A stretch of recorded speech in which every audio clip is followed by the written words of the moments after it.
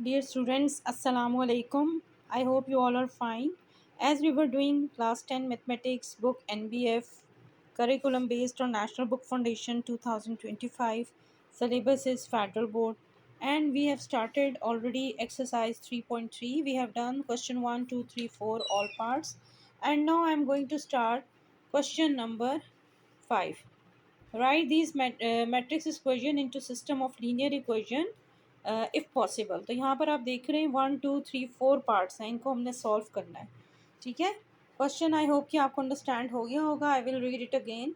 Right these matrix equations into system of linear equation if possible. यानी आपने ये जो मैट्रिक्स इक्वेशंस हैं इनको आपने लीनियर इक्वेशन के सिस्टम में कन्वर्ट करके फिर आपने इनको राइट करना है। तो उसका इजी मेथड ये है कि देखिए, फर्स्ट टू मैट्रिसेस जो हैं वही, जैसे हम दो मैट्रिसेस को मल्टीप्लाई करते हैं, multiply first row with first column. Second column यहाँ पे आपको कोई नज़र ही नहीं आ रहा, तो सेकंड रो को फिर आपने सेकंड कॉलम से मल्टीप्लाई करना है।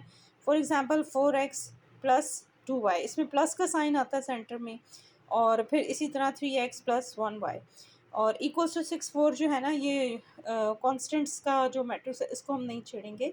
तो हमारी जो इक्वेशन बन जाएगी ना, जो उन्होंने कहा है कि system of linear equation if possible, यानी लीनियर इक्वेशन की फॉर्म में इसको कन्वर्ट करके लिखें। अब आप मैट्रिक्स के सिंबल्स हटा देंगे तो आपके पास 4x plus 2y equals to 6 के बराबर है, और 3x प्लस वाई किसके बराबर है, 4 के बराबर है। यानी दो इक्वेशन जो हैं वो दो कॉन्स्टेंट्स के इक्वल हो गए। सिमिलरली इसका जो, जैसे आपने बुक में देखा सेकेंड पार्ट, ठीक है, तो सेकेंड पार्ट को हम सॉल्व करेंगे।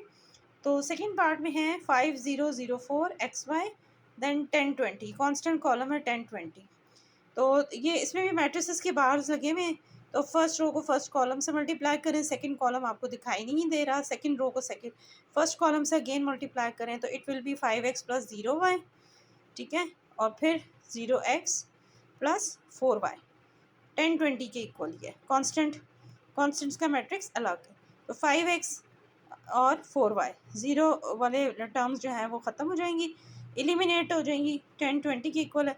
तो लीनियर इक्वेशन क्या बनेगी, इसकी मैट्रिक्स इसकी 5x हो जाएगा 10 के इक्वल, 4y हो जाएगा 20 के इक्वल। यहाँ पर आकर ये फिनिश हो जाएगा। तो इसका क्वेश्चन में यही था ना कि we have to convert matrix equation into system of linear equation. तो लीनियर इक्वेशन वही होती है जिसमें वेरिएबल की मैक्सिमम वैल्यू 1 हो। तो ये लीनियर इक्वेशन से ज़ाहिर हो रहा है। इसको अगर आप 10 को इस तरफ मूव करेंगे तो 5x माइनस 10 इक्वल्स टू 0। तो आपको इससे भी पता चल जाएगा कि ये एक लीनियर इक्वेशन है। उसके बाद थर्ड पार्ट पे आ जाए, 0 3 multiply by x y equals to 12 24। तो यहाँ पर आप देखें कि ये क्वेश्चन जो है नॉट पॉसिबल है। ठीक है, और उसके बाद फोर्थ पार्ट आप देखें, एक्स वाई 5 3। तो ये एक रो है और ये एक कॉलम है। ठीक है, ऑर्डर सेम है, तो 5 into x plus 3 into y equals to एक कॉन्स्टेंट है 2। ठीक है, तो ये क्या इक्वेशन बन गई, 5x plus 3y equals to 2। Matrices के सिंबल्स हटा दें तो लीनियर इक्वेशन की फॉर्म में क्या रह जाएगा, 5x plus 3y equals to 2। 2 को अगर आप शिफ्ट भी करें तो ये 0 का इक्वल एक प्रॉपर लीनियर इक्वेशन बन जाती है। ठीक है, इट मीन्स कि ये इन तमाम की पॉसिबिलिटी थी, सिर्फ थर्ड पार्ट जो है वो नॉट पॉसिबल था, और उसकी रीज़न भी ये थी कि इसमें एक तो दोनों में एक एक कॉलम है, ठीक है, और ज़ीरो एलिमेंट भी है। ठीक है, तो इसलिए ये नॉट पॉसिबल था। क्वेश्चन नंबर 6 पे आ जाए। ठीक है, यहाँ पर आपने देखा क्वेश्चन नंबर 6। ठीक है, 5 के बाद 6 है। अब इसके भी टोटल हैं 1 2 3 4 पार्ट्स। ठीक है, right the equation of linear equation in matrix form. ठीक है, इनको मैट्रिक्स की फॉर्म में लिखना है। तो ये भी बड़ा इजी क्वेश्चन है, इसके साथ ही कर लेते हैं। तो मैट्रिक्स फॉर्म में लिखना है, यानी ये ऑलरेडी लीनियर इक्वेशन है। अब मतलब उस पिछले क्वेश्चन का अपोजिट है, x प्लस वाई 2 है, x माइनस वाई 4 है, ये दोनों लीनियर इक्वेशन है। अब हमने इनको मैट्रिक्स की फॉर्म में लिखना है। तो आप देखें, x के साथ कोफिशिएंट 1 है, y के साथ भी 1 है, इधर x के साथ 1 है तो y के साथ -1 है। तो बस इनके जो कोफिशिएंट्स हैं ना वो आपने लिखने हैं, 1 1 1 -1। उसके बाद वेरिएबल कितने हैं, x और y। तो एक में कॉलम ए में आ गया x y, दो वेरिएबल हैं।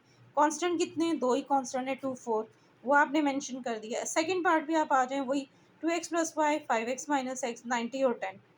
तो इसको भी आपने मैट्रिक्स की इक्वेशन में लिखना है। पहले आप इनको ऑर्डर सेम कर लें क्योंकि x और y आगे पीछे हैं।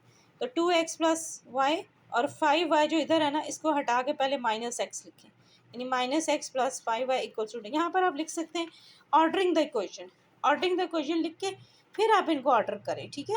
इस तरह से एक लाइन का गैप दे के किया हुआ है। बखैर पेपर चेक करने वाले को पता तो चल जाता है, लेकिन फिर भी आप लिख सकते हैं ऑर्डरिंग द इक्वेशन, ताकि x के नीचे x की टर्म लिखें, y के नीचे y की टर्म लिखें, कांस्टेंट के नीचे कांस्टेंट लिखें।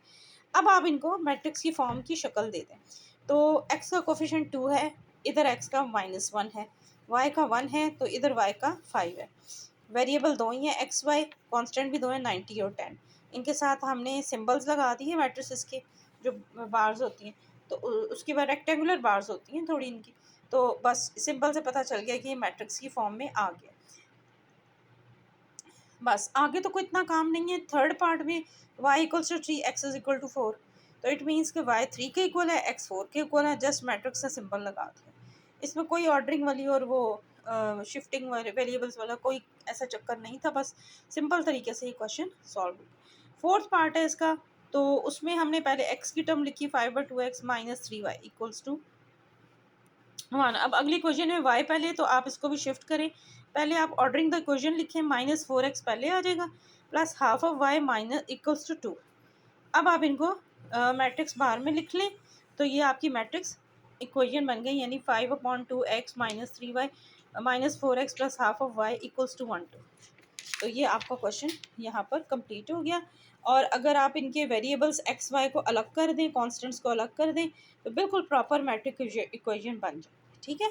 यहाँ पर आके हमारा क्वेश्चन एंड हो गया, यानी क्वेश्चन 6 का ए पार्ट के ऑल पार्ट्स कंप्लीट हो गए। अब क्वेश्चन 6 के बी पार्ट के ऑल पार्ट्स हमने करने हैं नेक्स्ट वीडियो में, और उसके साथ ही हम क्वेश्चन 7 भी करेंगे। उम्मीद है आपको ये वाली वीडियो पसंद आई होगी, और इसके जितने मैंने क्वेश्चन इसमें करवाए ना, क्वेश्चन 4 5 और उसके ऑल पार्ट्स कराएं, तो वो आपको आई होप के बहुत अच्छे अंडरस्टैंड होंगे। और आखिर में मैं यही कहूँगी कि चैनल को सब्सक्राइब करना ना भूलें, वीडियो को लाइक करना ना भूलें, और उम्मीद है आप लोग अपनी दुआ में मुझे याद रखेंगे।